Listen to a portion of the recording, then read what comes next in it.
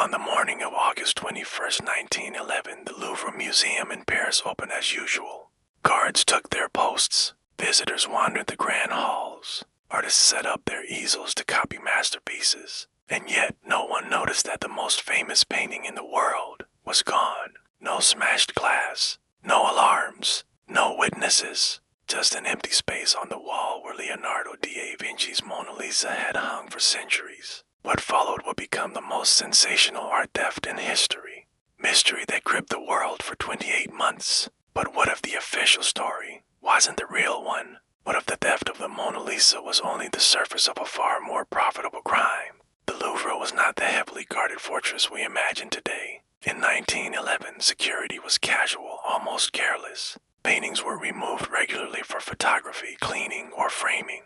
So when artist Louis Barrett arrived that morning to sketch the Mona Lisa and saw an empty space, he assumed the painting had been taken for photography. Hours passed, no one returned it. A guard was asked, a supervisor was called, then panic began to spread. By afternoon, the Louvre was locked down. Visitors were escorted out. Staff searched every corridor, every storage room, every crate. Nothing. The Mona Lisa had vanished. News spread across Paris like wildfire. By evening, it was front-page news. Within days, it was international. The world's most famous painting had simply disappeared. French police were humiliated.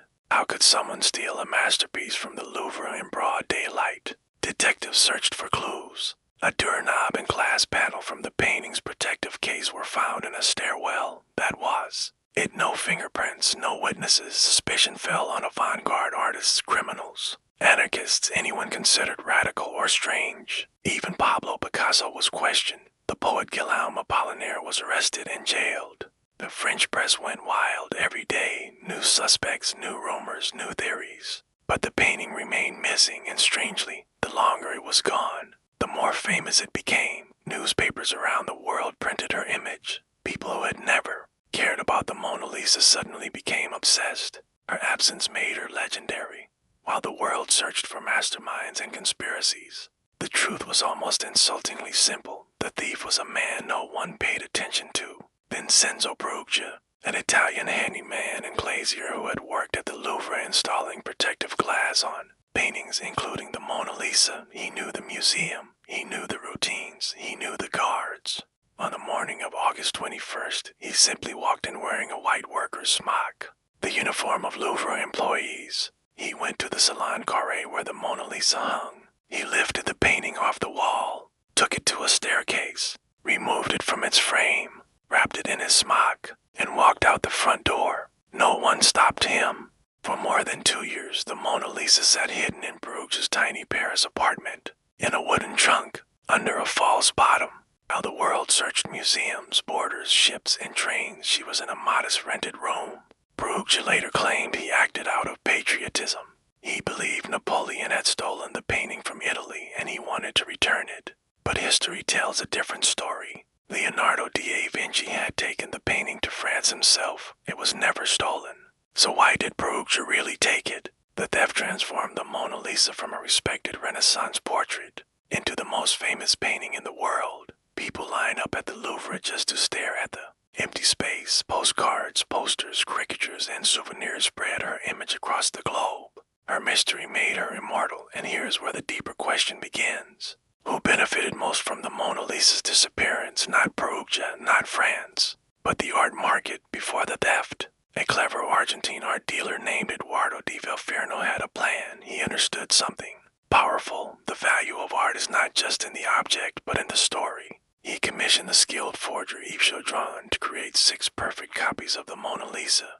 Then the theft occurred. Suddenly, the Mona Lisa was the most talked about painting in the world.